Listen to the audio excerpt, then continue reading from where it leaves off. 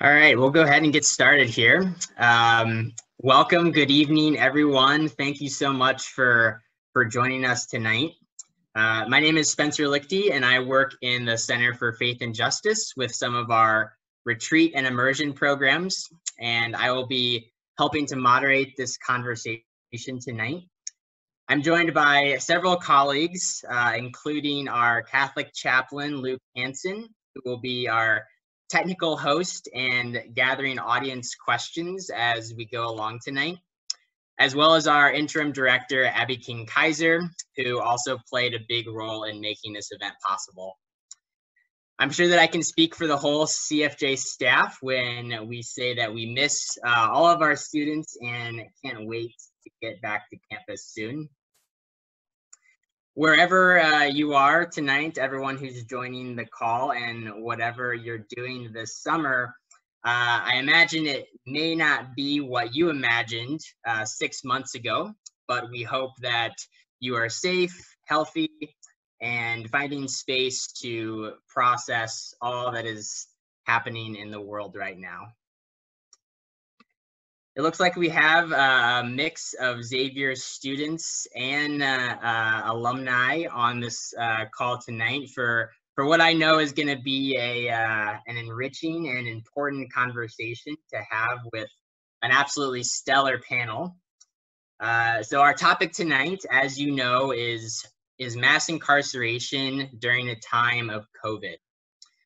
We know that our criminal legal system is not just, and that it jails Black, Brown, and poor communities at disproportionate rates, and often isolating people from the relationships, support, and resources that they need most. This pandemic, while affecting so many aspects of our life, really roared through the prison system especially hard, and the shelter-in-place order impacted who could be in contact with people who were incarcerated. All of our panelists tonight work with different aspects of this criminal legal system, and will address some of these realities through their work and experience, while also sharing a little bit about how they came to do the work. So without further ado, I will give a very brief introduction of our 4 panelists tonight, and then we can dive into some conversation. So first we have Jessie Frank, who is a Xavier alumni and the current program manager at the Intercommunity Justice and Peace Center here in Cincinnati, who does coordinating work for an advocacy work around the death penalty. Next, we have Daniel Hughes, who is a pastor at Incline Missional Community in Price Hill.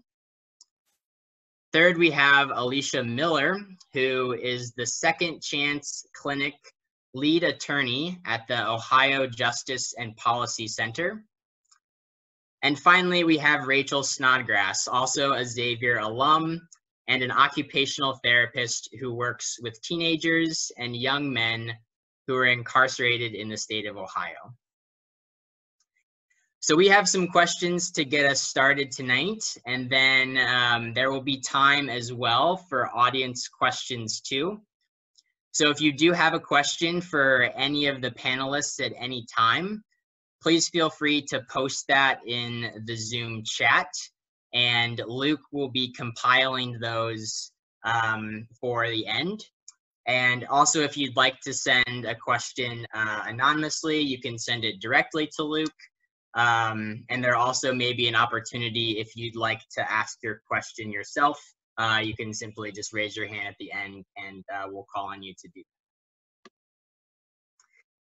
So let's get started with the 4 panelists. Thank you so much for being here. Like I mentioned, you're all involved in justice work with different aspects of the criminal legal system. Could you each just start out by giving a brief overview of what your work normally entails, maybe pre-pandemic, what you do on a daily basis?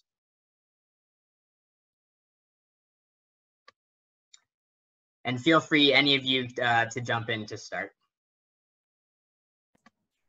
I can start. So I'm Alicia. I work at Ohio Justice and Policy Center. So we really focus on the criminal justice system and reforming that system. My project, Second Chance, typically works with people who are in the community and have a criminal history. And because of that criminal history, they're facing different barriers such as housing, employment, education, and things like that. We help people clear their background checks if they're eligible, apply for pardons and rehabilitation rehabilitation certificates to help them get on their feet and really remove any of those barriers. We have other projects. I'm standing in for David Singleton today. He's our executive director. I take care of anyone who is, my project takes care of anyone who is out of jail or prison.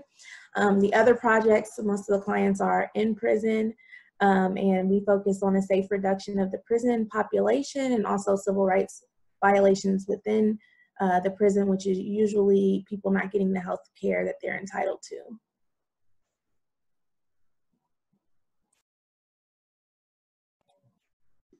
I can go next. My name is Jessie, and I work at the Intercommunity Justice and Peace Center, which is IJPC, not OJPC. They have very similar acronyms, but we do different things, even though they are kind of related. We are a nonprofit, and our mission is to advocate for peace, challenge local, national, and global systems, and promote the creation of a more nonviolent society. And so we do that by working through a framework of peace and nonviolence to address several different issues, which include human trafficking, immigration, and the death penalty. We also have some programming that focuses on racial justice and peace and nonviolence locally and globally. So in our death penalty program, our work looks kind of different depending on the circumstances, I think, that are happening with executions.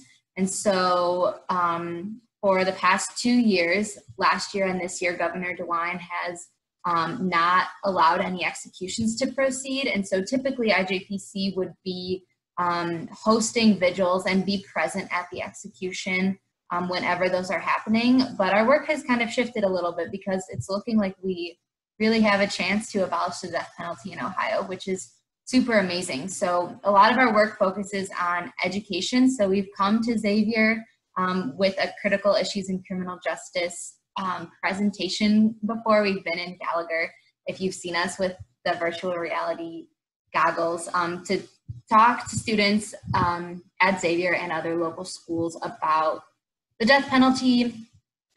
We also do advocacy. Most of the time that is remote because the death penalty is a statewide issue, but the prosecutors have a lot of power over how the death penalty plays out. So we are able to do a lot of things locally. And then we also have community members who are really connected to guys on death row and are always eager to take on certain advocacy or like community education events. So that's the work in a brief nutshell.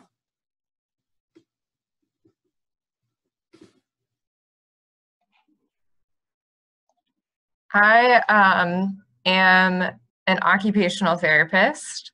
I'm at a couple different facilities in Ohio, but all of my work is corrections-based with teenage, mostly young men, but also some young women. So I function as part of the behavioral health team and also the education team to help use activity to increase participation, meaningful participation for my clients. So I'm teaching skills through activity. Those skills might have to do with academics, emotional regulation, helping them stay calm in our facility so that they can get the treatment and the programming that they really need. I also do a lot with reentry skills, transitional skills, how to apply for a job, how to conduct yourself in a job interview, how to get your temporary permits, and also do some work with our young men who are fathers. So I do individual and group treatment, just so that our young men and women can participate in their lives as they want to. And I'm Daniel Hughes. I'm a pastor in Price Hill, Incline Missional Community. And I do work with the Office of Reentry. I'm also a community organizer with Amos, primarily organizing faith leaders. I try to, I'm not like your traditional pastor, but the work that I do, I lead a traditional church, but the work I do is to try and get people to live from their faith in whatever ways that shows up, however they want to do that. And so the criminal justice work or reentry work has us working with folks in NAAA, folks in recovery, folks trying to reenter society. So we try to be a place where people can land. I also go into the jails. Well, I did pre-COVID. I would go into the jails and had a program there every week where we would work with the exit pod and just building relationships and getting people to think about what they want to do and who they want to be when they are released. And so, yeah, that's some of the work that I do. Great. Thank you all for sharing that. That's a helpful overview. Next, could you each share a little bit about how you got involved in the work that you're doing? Maybe what influenced your path or why this work is important to you. Like I mentioned, Rachel and Jessie, you are both Xavier alums, so maybe you could speak to any experiences that you had while at Xavier that were particularly impactful or meaningful in discerning your vocational path. And then for Daniel and Alicia, if you had any impactful experiences when you were younger that contributed to your involvement in this field of work, we would love to hear about that.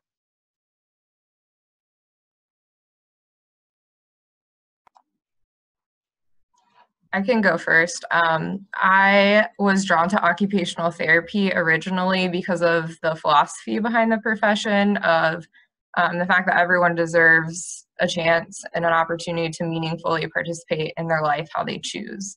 And through doing summer service, especially, but different programming in the CFJ while I was at Xavier, I really, I started to learn about different systemic injustice, right? And part of that, the part that I was most drawn to was our correctional system in the United States. And so I was able to work with the Brueggemann Fellowship and learn more about how occupational therapy and work in our criminal justice system can fit together.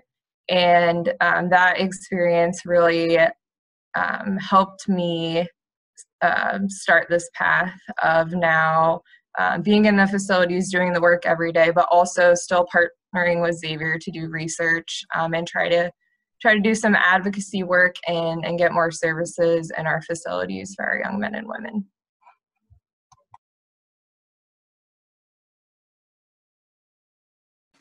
I can go to keep the Xavier train of thought going. Yeah, I was a political science and English double major with a peace studies minor. And I went on the prison and justice trip for AB. And I also led the Dorothy Day immersion trips. And I would love to say that the AB trip made me know that criminal justice was what I wanted to work on, and that I wanted to work on that issue. But I felt like my head was in a million places in college, and I was so passionate about every issue that I kind of just fell into this work specifically on criminal justice reform, and just through all the jobs I've had after college and now I am just so passionate about reforming the system, and the more and more I keep learning about every facet of it, I just get more and more enraged and emboldened to keep working for change and feel like it's one of the most meaningful. I mean, justice work is always important and meaningful, but I guess, yeah, it didn't really, it's not one of those things where I like chose it, I guess.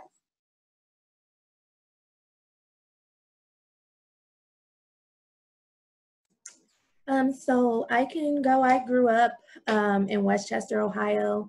It was always really difficult for me to understand why we were given all the resources we needed to be successful. And that wasn't the same if you go 25 minutes away. And there's a very negative perception of people who were not getting the resources they needed to be successful.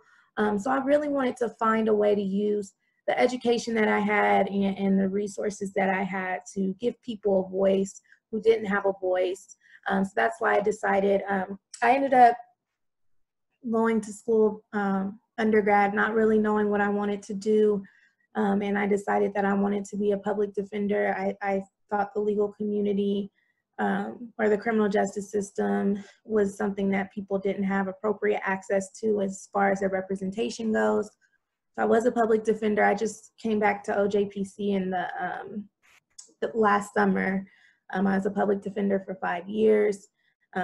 I've just been very moved by the things that have happened to Black people because of the criminal justice system. So that's what I've always kind of gravitated towards. So I was impacted very much by Timothy Thomas being shot in Over the Rhine when I was in high school. I was very impacted by Trayvon Martin when I was in law school. So I just wanted to continue the work to make sure that Black and brown people have the opportunity to get justice. Yeah, I grew up in Northwest Ohio, near a town called Lima. Actually born in Lima. Then my parents moved outside of Lima, about 20 minutes outside of Lima, because they were from Alabama and Mississippi, and they wanted gardens and they wanted farmland, I guess. And so I was out in the country, and we were the only Black family in the school. And so race has always been there. And that experience, just experiencing sort of whether it's hypocrisy or the double standard, experiencing people who weren't bad people, they weren't mean people, but based on the way that they were raised, they just believed certain things. And so trying to navigate that's always been part of my experience. But I also spent a lot of time in the city. And so I was like, I was kind of always in this no man's land. I was like a wanderer. I never fit anywhere. I was too Black to be white, too white to be Black, depending on where I was. And so I just, for the longest, just kind of try to do whatever I could to fit in with folks. And so when that stopped working and I went to college, I went to Bluffton University, which is a Mennonite university, and their emphasis on peace and community really impacted me. I grew up, my parents planted a church that I grew up in, and that was more of a non-denominational experience, spirit-filled, if you will. And so I had a deep sense of spirituality and faith that came from my family, and then the experience in Bluffton brought this sort of social justice, this how do you live this out? And so I always felt like if I could bring those two things together, that could be a really kind of good movement, or it would be good for me. And then as I started paying attention to my neighborhood and my community, and the places and the relationships that I had, it was hard because, like I said, growing up in this little town called Roundhead, I didn't want to pay attention to injustice because I was seeing it and experiencing it every day. So, try to avoid it, laugh it off, play it off, ignore it, justify it, whatever. And then as I got older, it was like, I can't keep doing that, like, because it's staring me in the face. And then in 2008, there was a young African-American woman who was shot by a police. She was unarmed. Her name was Tarika Wilson. I was a pastor moving into the city at the time, got pulled into that. And the Black pastors or the church's role in that moment was to kind of keep everybody calm and down. And I felt like I was doing the right thing at the time. And this was, you know, pre-Ferguson. We could have been Ferguson before Ferguson, but I remember when she died, and I remember thinking to myself, like, do our lives even matter? And I remember, like, that was the thing that I felt. And so then Black Lives Matter came out later, and it was like, yes, like that mantra right there, that's a real thing. That's a real question. And so I didn't want to be in this work. I have avoided the work. You know, I wanted to golf. I wanted to be in the mountains with a garden and a gun and just like chill out. Like, I could be isolated. I'm an introvert. But when I would see injustice, I could never stand a bully. And so when I see people being bullied, I don't care what the title or what their authority is. If you're bullying people, it stirs something in me. It stirs something in me, and I have to get involved and I have to do something. So that's kind of how I got pulled into this, because people were dying. Tarika Wilson's blood, honestly, is what I say. I say, you know, Jesus saved my soul. Tarika Wilson saved my life. If his blood saved my soul, she saved my life. And so I do it for Tarika Wilson. And then different relationships have pulled me into, you know, the reentry work, folks who were involved in the system here. But I don't know what it's going to look like when I'm in different organizations or communities. I don't know, but I know I'm open to this work because of what happened to her. So, yeah, that's how I got involved. Thank you all for sharing a little bit more about your background and motivation. Let's jump to our current context of COVID, because that, of course, occupies so much of everyone's minds right now. Clearly, the pandemic has affected so many aspects of our lives. But I'm curious, what has your work in the criminal legal system been like during the past few months? Mass incarceration, of course, was already a preeminent social injustice before COVID. How has the virus compounded the problem, or what issues particularly stand out or stood out for you during the pandemic from each of your different perspectives?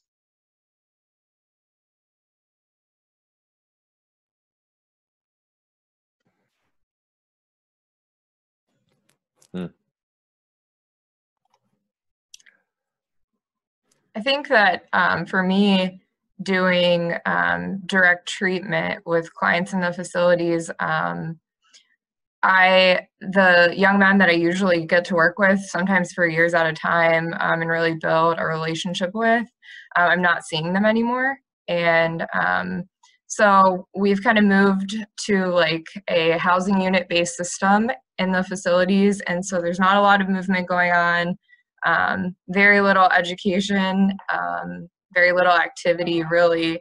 And so my clients are cut off from their regular support systems. They're not seeing family. They're not getting the programming that some of our other panelists, their organizations are going into our facilities and providing.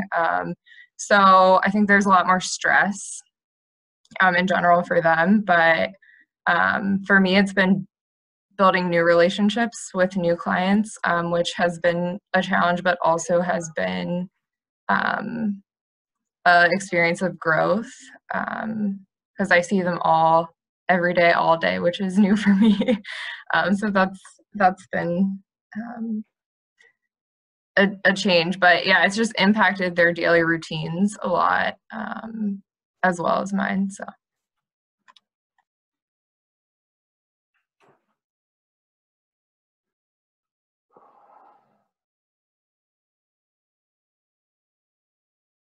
Yeah, I mean, I think in my area, in my arena. So if you talk about the church and my reentry work, yeah, I would agree with Rachel. Like, just that normal flow of being able to connect with people, that has been disrupted. Even in the church, we weren't able to for a long time get together physically. But I think in that it probably opened up or raised more questions for me about the work that I've been doing and what I've been paying attention to and what actually matters. And I think I underestimated the because I'm an introvert, I've underestimated the actual need for social connection, right? Like, and even the language of social distancing, I had to tell myself it's physical distancing, it's not social distancing. And I'm not a social person. Like, that's not, like, I don't necessarily need that. I like to be by myself. And so I think that's what it revealed, this need for us to be in community, to be together, to connect. That I think it's a really basic human need. And so then that caused me to think about the ways in which we are incarcerating people, the ways in which we are, quote unquote, rehabilitating people, the way we treat people who can't make the grade, if you will. They can't do the things, they can't assimilate, you know what I mean? And so I probably personally have more questions during this time than I do answers. And those questions are, I think, yeah, I don't know if they're transformative questions, but they're really hard questions for both the church and the criminal justice system. And I think a lot of the community organizing work that I'm doing around COVID, like how do we ensure that the Black church is still around? Because in many communities, for Black and brown people, their church community, their faith community has been there even when they've been gentrified. And so on the backside of this, those churches may not be around. And so there's a lot of, how do we make sure that those communities are in place? How do we make sure that people are connected? But at the same time, there's a side of me that's like, some of that stuff just needs to die. Like, I don't know if we even need the church as it has been. And I definitely don't feel like we need the criminal justice system as it has been. So I'll probably have more questions in this moment. I don't know if that answers the question, but human connection, and I'm questioning everything right now.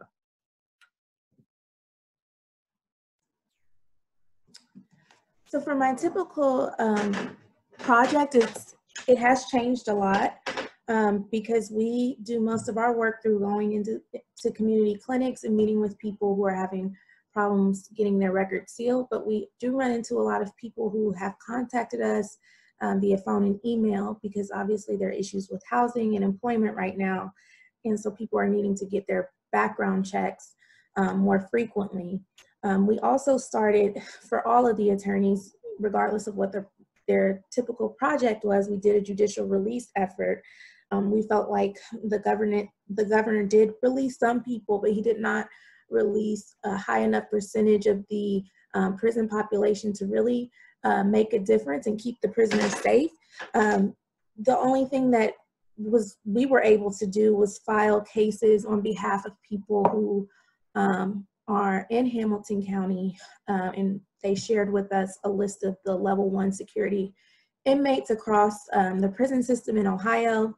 And I just want to share, I argued a motion today, it was denied. We filed so far about 30 of these, over 30 of these. 30 people were denied judicial release, 3 people were granted judicial release. The person that I argued for today was at Pickaway. And when I filed the motion, there were about 3,800 prisoners who had tested positive and 383 staff members. 17 prisoners had died and 2 corrections officers had died. 1,500 people alone were positive at his institution, which was Pickaway. That was 75% of the institution's population. They were continuing to sleep in a dorm of 250 people. For him, he has high blood pressure, so he's at an increased risk. Since I filed this motion, they've doubled in the amount of prisoners who had died. So 35 people at Pickaway have died because they were not able to create the space in that environment. So for me, if an elected official is supposed to be a servant of the community, why aren't you doing your part to do what you can to keep people safe? My client, the client that I argued for today is a sex offender. He has a sex offense from 1998, and he's not gotten into any trouble other than failing to meet registry requirements since that time. So over the past 20 years, whenever he's homeless, he's not been able to properly register and he ends up back in prison. But he's not hurt anybody, and in all this time, he's not had any infractions in prison. But he wasn't released and he's at a very high risk. The judge told me, if you I'm not going to make this a denial that cannot be filed again, but if his medical conditions worsen, then let me know and refile, and I'll consider releasing him again. The problem is that when I filed this, I won't say his name, he did not have coronavirus, and in the time that between filing it and getting a motion, he had contracted the virus and he had recovered from the virus. At one point, his blood pressure was 173/95. When I had a blood pressure that high when I was pregnant, I was hospitalized. And if I didn't get the treatment, then I would have died. So this is something that no matter what he did, he wasn't sentenced to death. And so he shouldn't be in circumstances where he could potentially die. All of the people that can be released should be released. And we're working really hard to get those people released. But there are not a lot of people in elected positions that are receptive to helping in that way.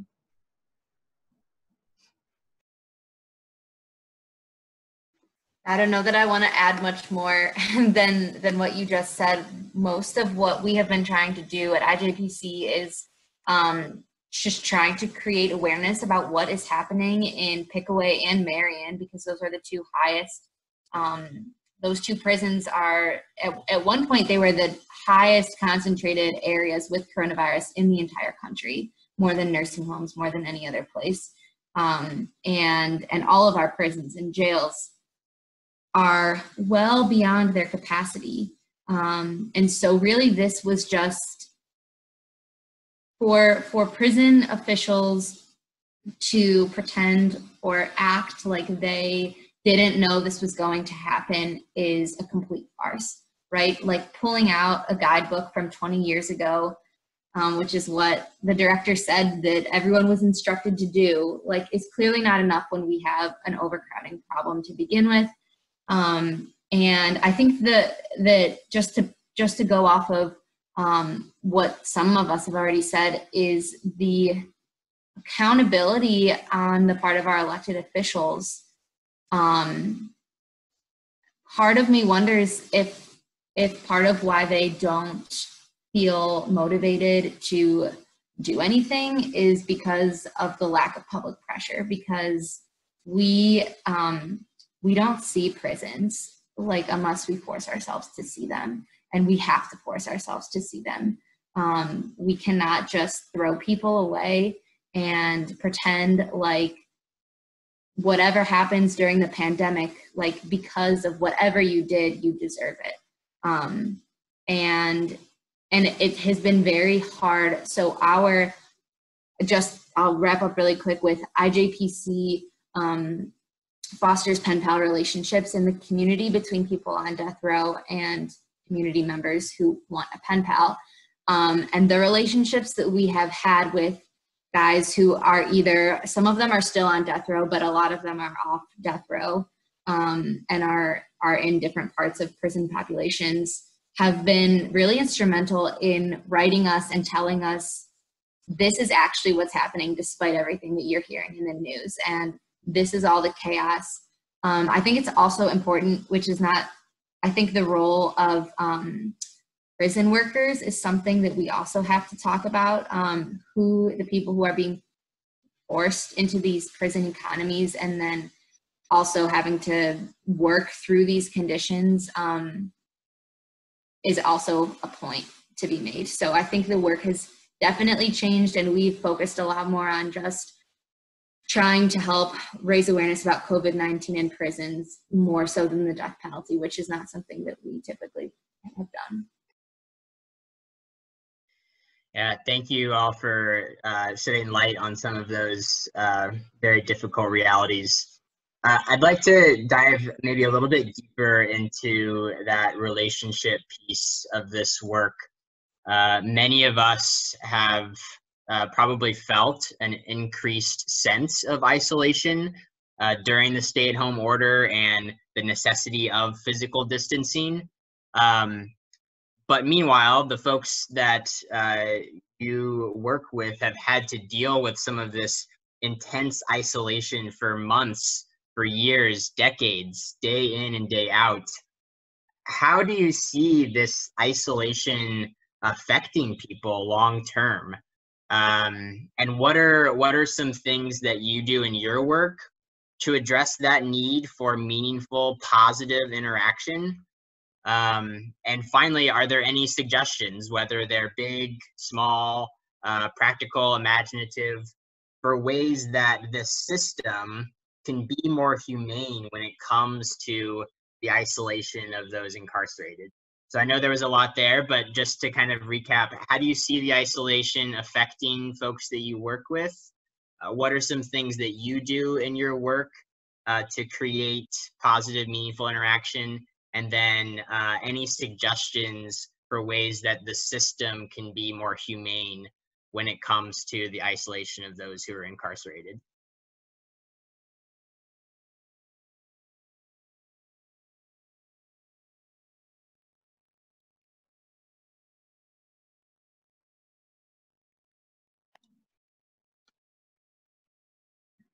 I think that's a lot to answer. So hopefully between the four of us, we can all work together to cover it. I think generally interacting with the young men I'm working with right now, they're just less motivated and like less themselves. The like fire in them is like not there as much, which I mean for me too, when my routine and my support system and the activities that give me joy are cut off, I experience the same kind of things. So I think personally, my role, I've tried to focus more on listening to them and affirming their emotions and saying like, yeah, like that's really hard, and just like it's okay to feel that way, and let's talk about it and not try to like sweep it under the rug and act like everything's normal, because they're also so cut off from the way that the rest of society is experiencing COVID. It took like a while for them to really like wrap their heads around that anything was different. And I think the system itself, this time has really shown us, especially with the juvenile population, that isolation from their communities and their families for long periods of time isn't helpful. So I know, especially our young men from Cincinnati, they get really long sentences, and the judges in Cincinnati don't want to give any early releases, even for our young men who have had stellar behavior and graduated and have done what they need to do. So you know, we used to have college classes, we used to have people going off grounds to work, and trade school programs, and all of that has stopped. And you know, we don't have teachers, we can't Skype, Zoom classes, so really they're just sitting here. And then that begs the question, like, what is the purpose of our juvenile system? Are we trying to punish, or are we trying to help these young men get to a place where they can be adults and live a life that they want to in their communities? So yeah, I think shorter sentences and eliminating some of the barriers that they have, like paying to talk to their families, that's a huge issue. And so I've spent a lot of time on the phone just calling families because of visitation and things like that being restricted.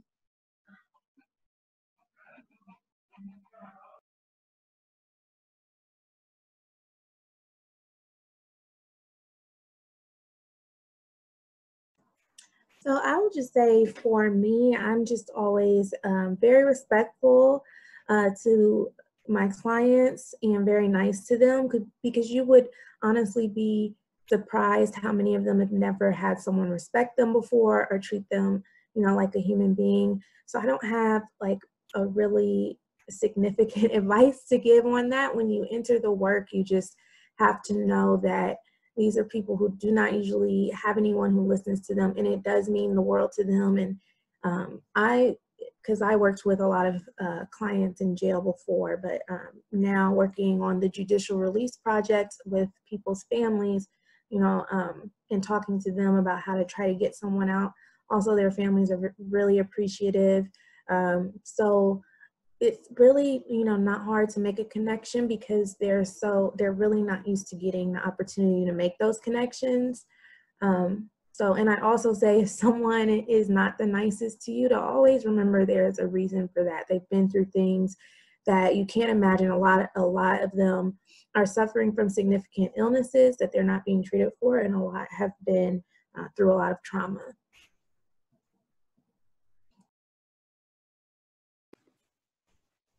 One thing that I was thinking about is I know it has affected some of the people that I talk to, and I don't have the fortune of having a lot of direct interactions with the people that we're advocating for other than the letters that we write. But I do know that several of the guys in there are very rightfully upset and stressed because their court dates have been pushed back.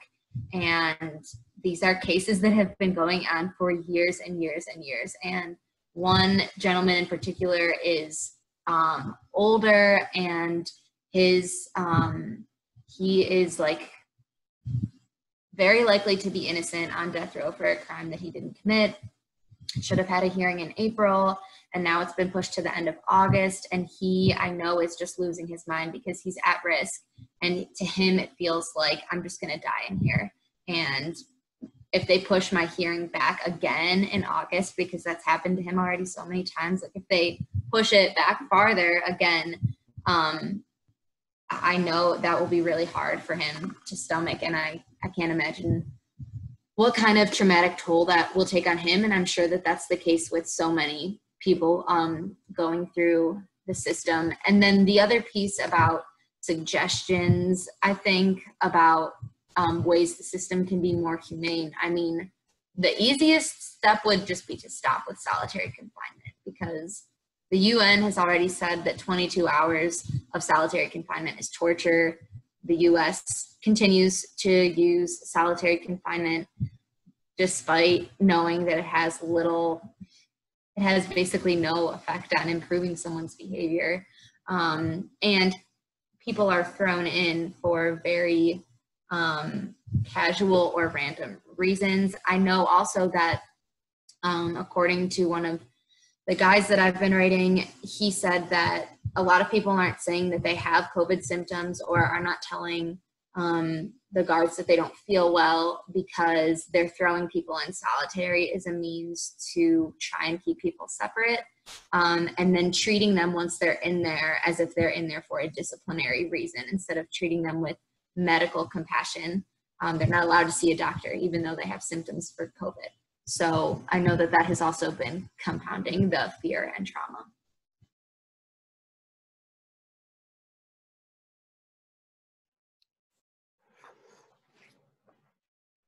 Your statements are just like sitting in my heart right now, all three of you, Rachel, Alicia, and Jessica. I normally I deal with the guys in the Justice Center, so I don't have information that comes out of the prison. And I know the Justice Center is a really inhumane place just by itself. Like, they don't get guys would rather go to prison than stay in the Hamilton County Justice Center. The artificial light, they're constantly on lockdown. It takes one thing to happen on one part of the Justice Center, and then the whole thing gets locked down, and so they can spend hours upon hours in their cell. They're not able to be out in their little common area. So it's just an inhumane place. And I think if you're going to try to be humane, I think it's allowing people from the outside to come in, and so that they can see that they're still human, that they are, that they have a name, not a number, that people don't need to push them around because they have some sort of authority or power. You treat them as humans. That could be the thing that you could do in the Justice Center. But I would say, for me, ultimately, I just don't think that the whole system, I don't think you can reform that system. I don't think there is anything humane in the way in which we do criminal justice. I think it's tied to slave patrols. I think it's tied to racism. I think it's tied to economics. And so as long as we have the 13th Amendment, where people can be slave labored, that they can offer their services free of charge if they're incarcerated, I don't think you'll ever make it humane. we need to change, I think, the 13th Amendment. We need to remove that clause in some way so that people aren't getting rich off of people's incarceration. And I think that trickles all the way down to the school to prison pipeline, the whole juvenile justice system, all that stuff. So I think the whole system is just it's economics, and it's not intended to rehabilitate, restore. It's intended to make money off of people, and a lot of people make money off of this system. So being humane, I think, is a very different conversation, and I think that requires more of those of us who care, showing up, putting our bodies in those places and learning what's going on and being advocates and all that stuff. But I think the isolation is, at least for the, I haven't been in there for a while, but, I said it. I mean, it is what it is. The whole system, the whole process, at least in the Justice Center, is rough. But they cherish any moment to have someone from the outside come and just interact with them and look them in the eyes and remind them that they're men and women, mothers and fathers, brothers and sisters, sons and daughters, friends. That goes a long way. Hopefully I'm not coming across as negative. I'm not negative. I just don't think that this system can be rehabilitated. I don't think you can make it humane. I think you have to create an alternative. That's what I'm saying. So I would rather work towards an alternative rather than reforming what we already have, because the system isn't broken. It does exactly what it was designed to do, and it's really good at it. So that's my thought. Yeah, thank you for sharing those insights. I want to make sure we have time for audience questions, so I'm going to turn it over to Luke to facilitate some of those questions that have come in from the audience. Thanks, Spencer. I just wanted to highlight one question that came through the chat from Laura. Since we've been talking about, the health and the mental health of folks who are incarcerated right now, and she had asked how the murders of George Floyd and Breonna Taylor and the subsequent protests have affected those who are incarcerated right now. Has it affected their mental health? How has that news, reached them and affected them in some way?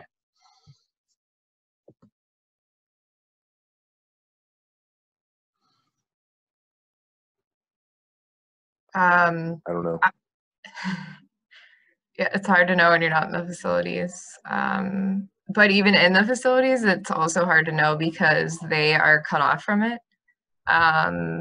Somewhat intentionally, I think, and also unintentionally, because it's not because of that, what's going on and because of the deaths, it's because they're just isolated already, right?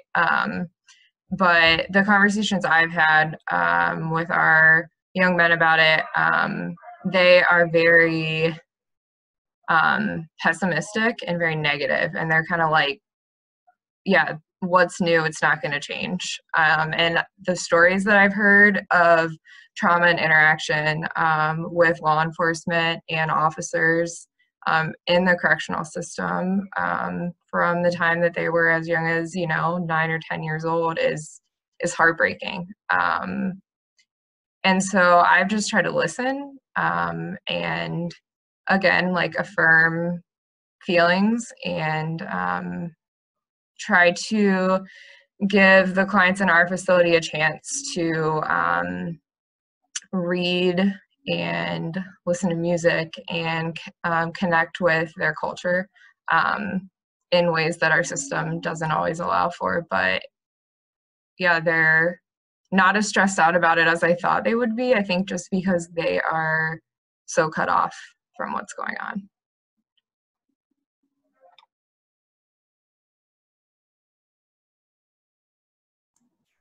I agree. I don't know how it's impacted them. Nobody that I'm working with now has said it. I know in the past,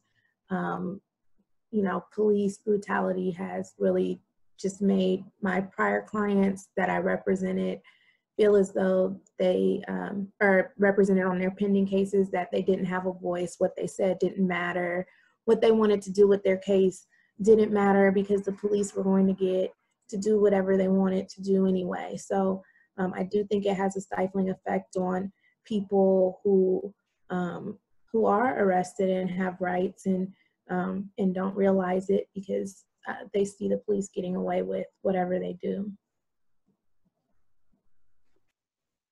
I don't know that I have anything super insightful about how people are reacting to it, but I think like we would be somewhat blind if we didn't just mention how the criminal legal system is so connected to everything that is happening, and police are an instrumental part of this system just because they're not in the courts or the prisons. They're another arm of it, and I think Daniel sort of alluded to the fact that we can't just reform a certain leg of this massive system and expect that everything is going to somehow change or get better.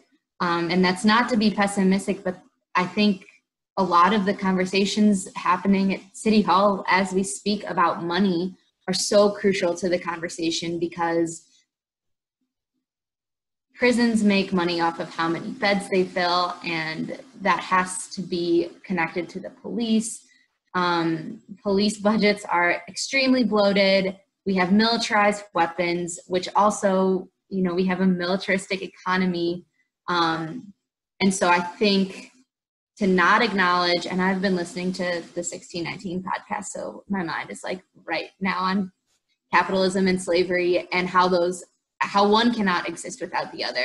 And the criminal justice system is a direct offshoot and like a gasping for air of slavery to stay in place. And so to not abolish or completely change the criminal legal system, I don't see any other way, really.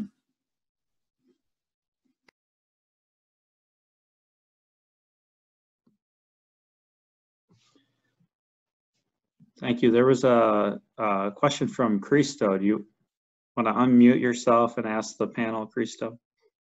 Yeah, thank you all for being here today.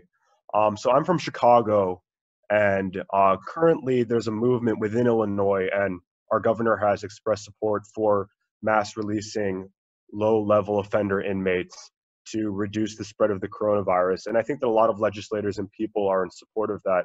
But I find that absent within that language of release is the language of reentry. And I think that pre-coronavirus in Illinois, the recidivism rate was 40% for offenders. And I can't imagine that it would be any better during this time, and especially that there hasn't been adjustments being made. So when talking about mass release, how can we incorporate also a language of reentry, and what as students can we do to kind of bring that conversation in?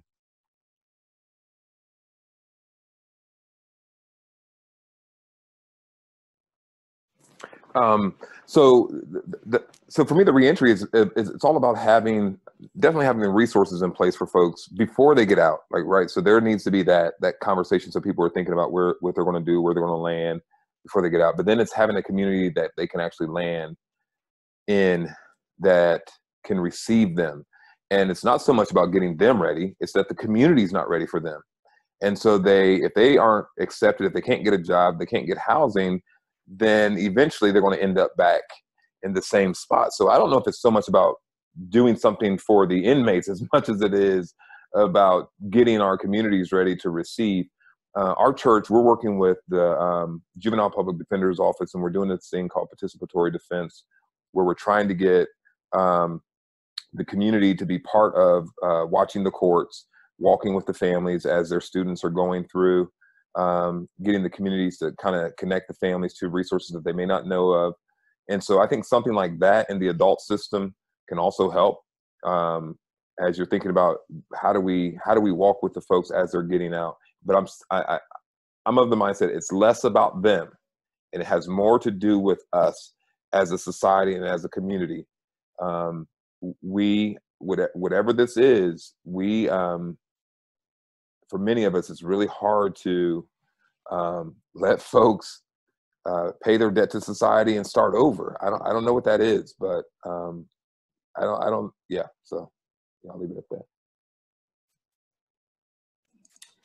And I'm sorry, this is not going to directly answer what you're asking, but usually almost all people who are arrested because they have some sort of illness or some sort of addiction. So we first need to figure out why we are continuing to arrest people for having addictions.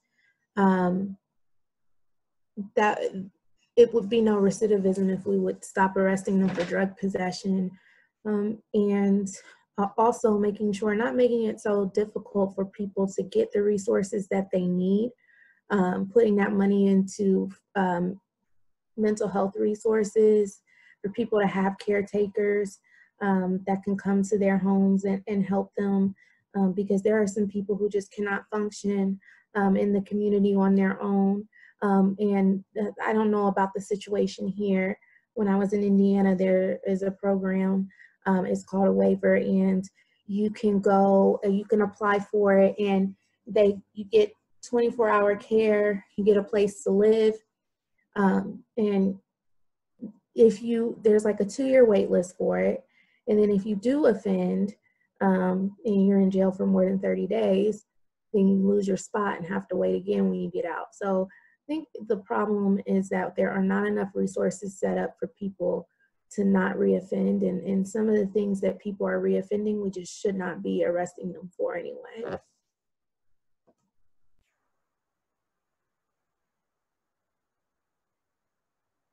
And you could do things like policies around housing first versus, right, there are a lot of people who are excluded from housing options, along with what Alicia is saying, because they've been incarcerated. So we can ensure that people have housing regardless of their substance abuse issue. That we make sure that everybody has housing, and then we start to work from there. Yeah, along with what you're saying, Alicia, I think that could help.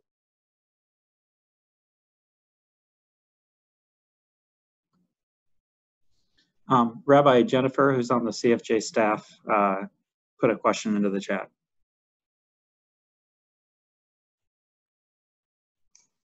Just unmuting myself. Thank you, Father Luke.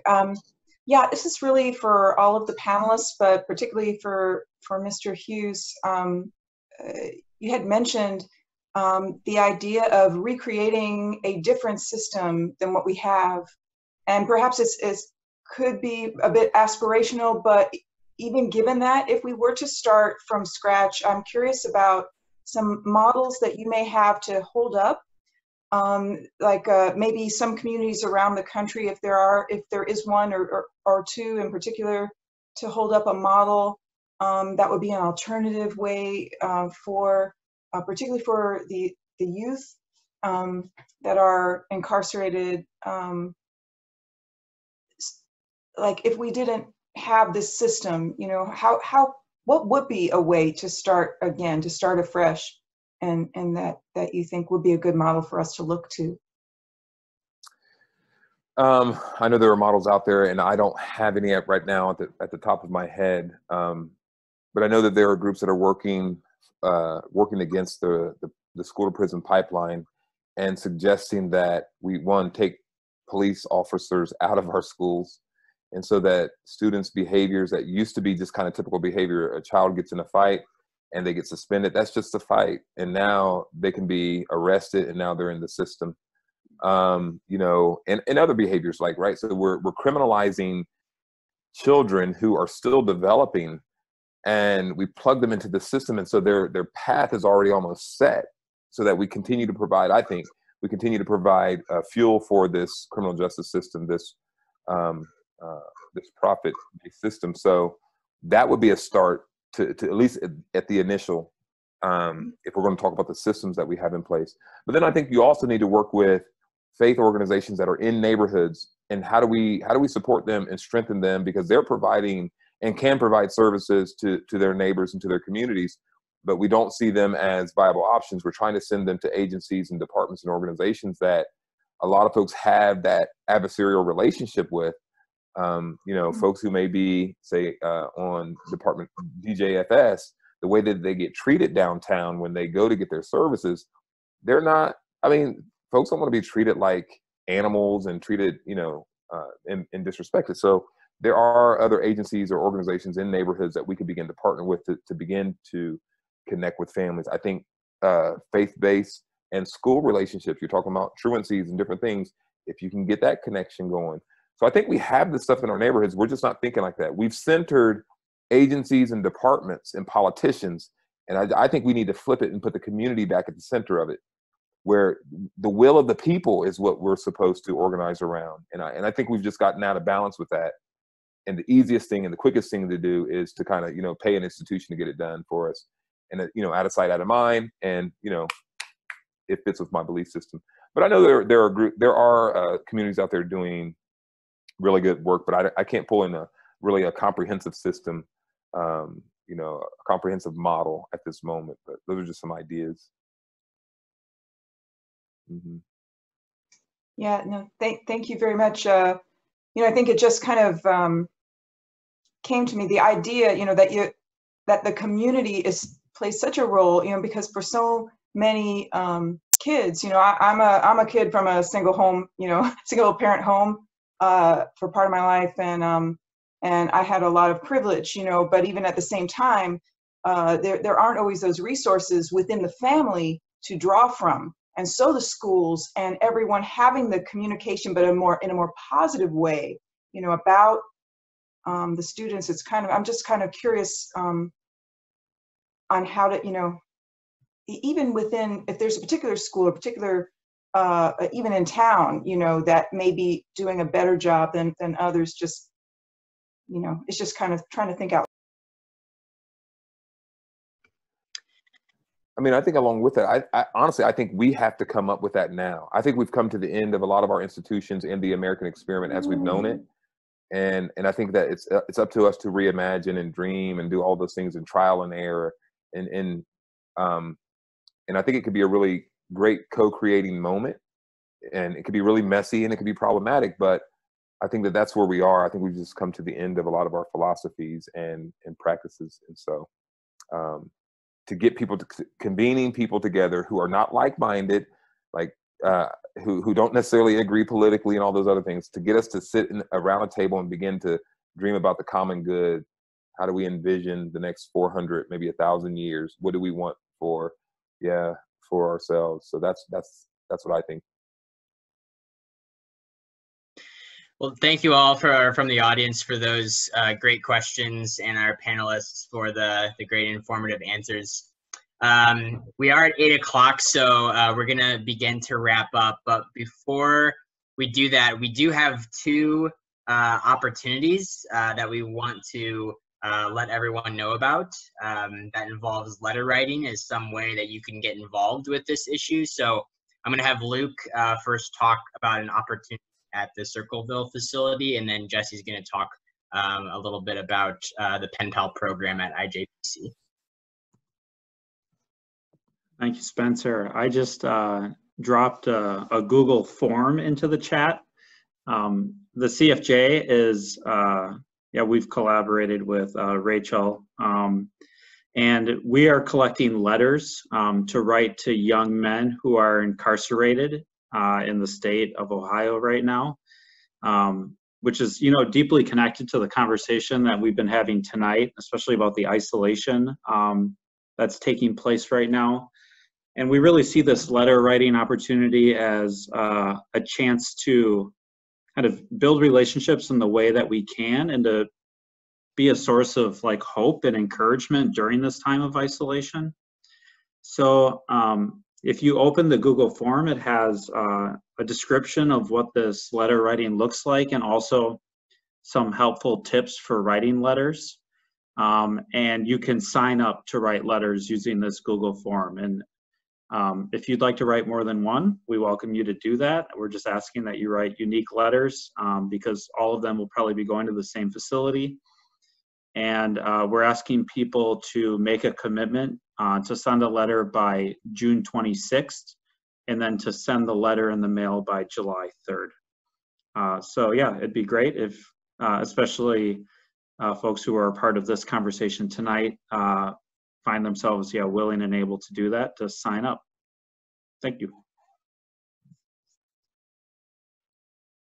Thanks, Luke. Jesse, do you want to talk for a second about the pen pal program that you mentioned earlier? Yeah, so super quick, if anyone is interested in writing someone on Ohio's death row, or it could be someone who maybe is off death row but still in prison, send me an email. Even if you're interested and aren't quite sure if you want to do it, I can send you some tips and some information that we have about how to write someone in prison. Or if you just want to, if you have any questions, just feel free to email me. And if you decide it's something that you want to do, I will send you someone's name. There's an option to do it online, so you don't have to write handwritten letters. The only thing is that I would definitely think about it, because I know that a lot of times life gets in the way, and it's okay if you obviously don't have to write someone every single day or every single week, but it's definitely about forming your relationship. So definitely only commit to it if you think that you're ready to start a new relationship with someone. So I will throw my email in the chat, and if you want to talk about it more and then you decide to not to do it, that's fine too. But just feel free to send me an email. Great, and yeah, thank you, Rachel and Jesse, for throwing your emails in the chat. And if people do have other questions about the letter writing campaigns, feel free to reach out to one of them, myself, or any member of the CFJ staff, and make sure that you get connected to the right people. So I want to give a big thanks to the panel tonight for sharing your wisdom. As difficult as some of this may be to hear, it's truly been a blessing to hear your experience and your stories. So thank you, all four of you, very much for joining us. And thank you for everyone in the audience who tuned in as well. Make sure to keep tabs on our CFJ social media for some follow-up resources related to this issue, as well as other happenings, both in the CFJ, both virtually and when we're able to come back in person. We also have a remote page on our website for other opportunities to get involved. So have a great night, and we hope to see all of you again soon.